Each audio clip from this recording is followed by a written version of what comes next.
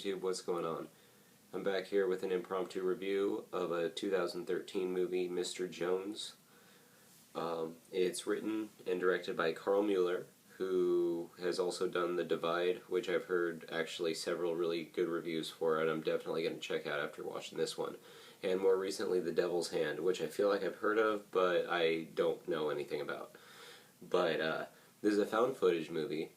Essentially, it's a couple going out into the woods because the boyfriend or the husband, he really has a dream of making this like amazing nature documentary, and so they, she puts her whole career as a photographer on hold because she's a supportive, she's a supportive partner, and they go out there, and unfortunately, as so often happens, the idea for your film just falls apart.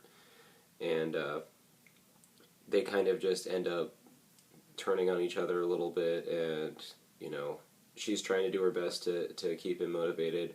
He's supposed to be taking medication, and he's given that up too, which I'm sure is a huge part in his inability to actually commit to this project that they abandon their lives essentially to go and do.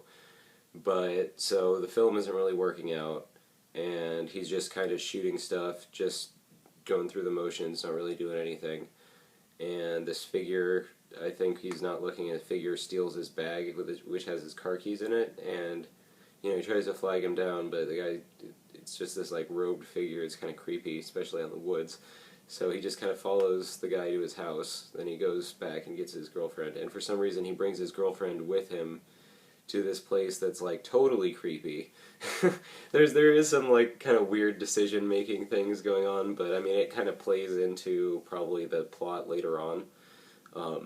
But they end up discovering this big workshop. It has these, horrifying but beautiful these scarecrows, and these Blair Witch / Texas Chainsaw Massacre like inspired Dreamcatcher hanging things, and like sculptures out of animal bones, like mobiles that are just kind of hanging all over the place. And they end up almost getting caught, and they escape essentially. But after they see these things, like nothing's quite the same. Like they seem to have affected them on like a deeper level, and they're just really just, I guess, polarized by these weird pieces of art. And as soon as they get back, the wife has been acting strange this whole time, but she starts freaking out. She knows exactly who this guy is. It's this Mr. Jones, who's this famous super underground mysterious artist who does these sculptures. And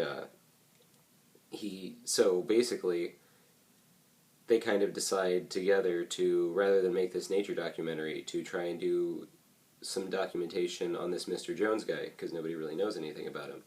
So the boyfriend essentially just kind of goes, and despite the fact that there's a creepy guy living near her, or nearby, just kind of abandons his wife, goes to New York City, starts interviewing all these like art collectors and curators, and he finds out that lots of people, or not lots, but several people have actually been mailed different kinds of these scarecrows or these totems that he makes, and he's interviewing them, and all of these people have completely different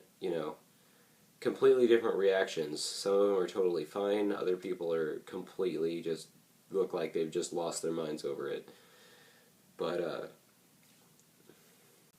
while he's away, his wife is kind of exploring around the area, and she finds this big kind of like collection of the scarecrows in the woods in this little clearing, and she's just taking pictures of him, and lo and behold, Mr. Jones shows up, and he's dragging this cart, and he's looking really scary and creepy, and